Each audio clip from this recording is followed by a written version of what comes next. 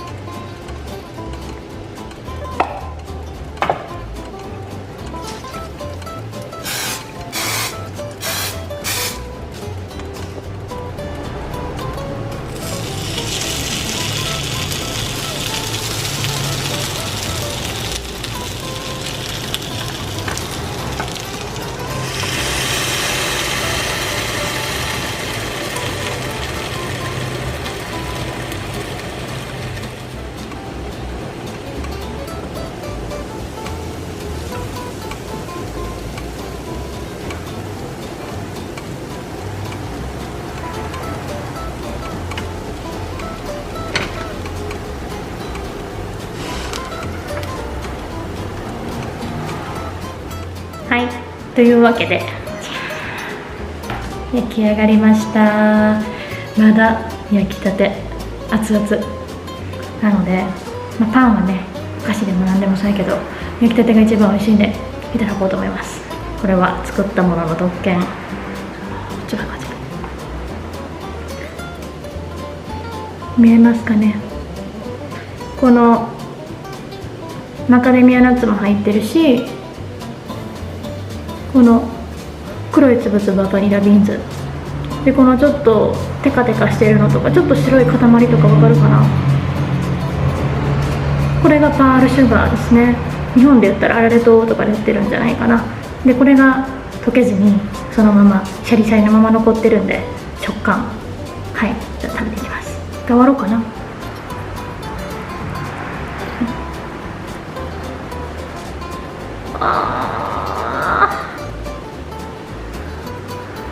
やばい、断面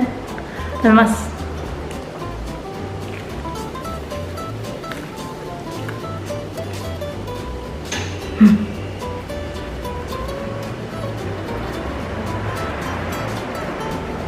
これはなんかすごいものが出来上がったって感じがする。めっちゃ美味しい。なんかもしかしたら生地に蜂蜜、砂糖使ったんですけどね、今回蜂蜜とか入れたらもっとしっとりして濃厚で美味しいかも。で多分絶対バニラとマカデミアナッツと合う。でもねめちゃくちゃ美味しい。マカデミアナッツ刻んで入れましたよね。食感もあるし、でかじるとねこのバニラがふわっと変わってくる。そうで噛んでいくとね、このつけた、パールシュガーか、パールシュガーがシャクシャクっていうなんかそういう食感も残っててめちゃくちゃ美味しいです。これはマネケン超えたんじゃないでしょうか。このリエージュタイプのワッフルってその生地に甘みがしっかり入れてるのと、あとパールシュガーも入れてるから、なんかアメリカンタイプのワッフルみたいにシロップとかかけなくても全然甘くて美味しい。これはでバターもねすごい芳醇な香りがします。食べた時にバターがねふわって香ってくる。普通のパン生地とかよりもバターかなり多めに入れてあるのでバターがすごい香る。でこれちっちゃい、もっとさらに半分とかの大きさにしてミニタイプとかにしても可愛いですよね。なんでこれはほんまにおすすめです。今日は朝から雨だったんですけど、ちょっとお昼から晴れてきたので、さっきのワッフルとプランテーションアイスティーを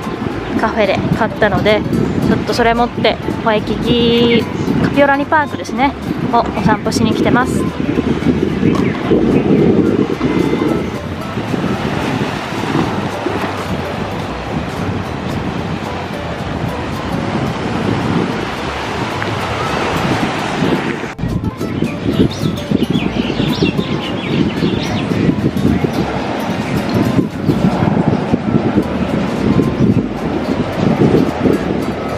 で今日はビッグアイランド産のマカデミアナッツとハワイオアフ島のライエという町で採れたバニラビーンズを使ってリエージュワッフルを作っていきました。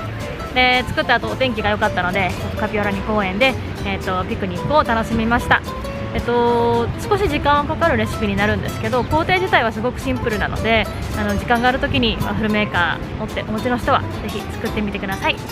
それでは私はここでもう少しゆっくりしていきたいと思います。皆さん良い一日を。